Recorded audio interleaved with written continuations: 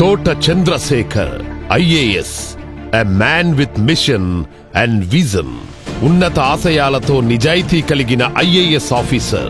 21 ఏళ్ల పాటు అధికార విధులు నిర్వహణ. 1987లో IAS గా బాధ్యతలు స్వీకరించారు. ముంబై ప్రగతి పదం వెనక కీలక పాత్ర. మాఫియాని ఎదుర్కొన్న తెలుగు తేజం. Mumbai metropolitan region development MMRD metropolitan commissioner గా ఎన్నో అభివృద్ధి పనులు. Mumbai urban transport project, infrastructure project, metro rail ప్రాజెక్టుల అమలు. నిరాశ్రయులైన పేదల కోసం 18 నెలల్లో 50,000కు పైగా ఇల్లు నిర్మించి ప్రజల మనిషిని అని చాటి చెప్పారు.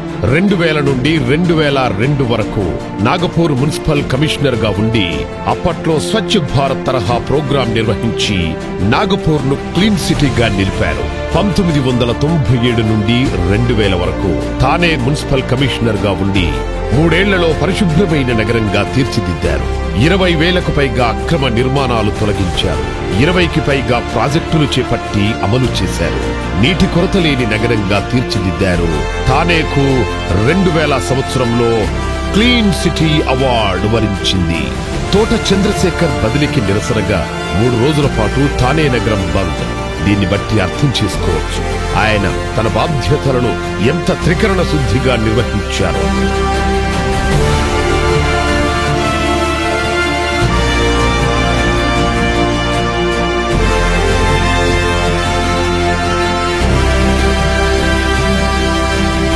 ఎన్నో ప్రతిష్టాత్మక అవార్డులు ఆయన సొంతం.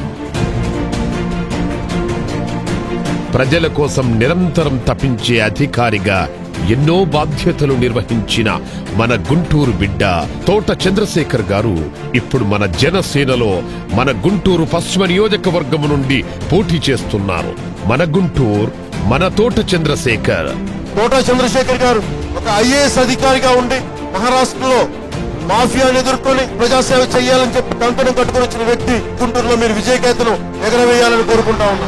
మీ ఓటు అనే ఒక ఆయుధాన్ని బలంగా బ్యాలెట్ బాక్స్ లో గుచ్చండి. జనసేన ప్రభుత్వాన్ని స్థాపించండి.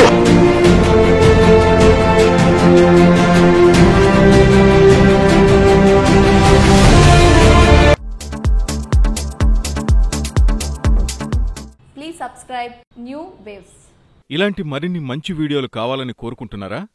అయితే పక్కనే ఉన్న గంట సింబల్ను క్లిక్ చేయండి. అలాగే సబ్స్క్రైబ్ చేయండి.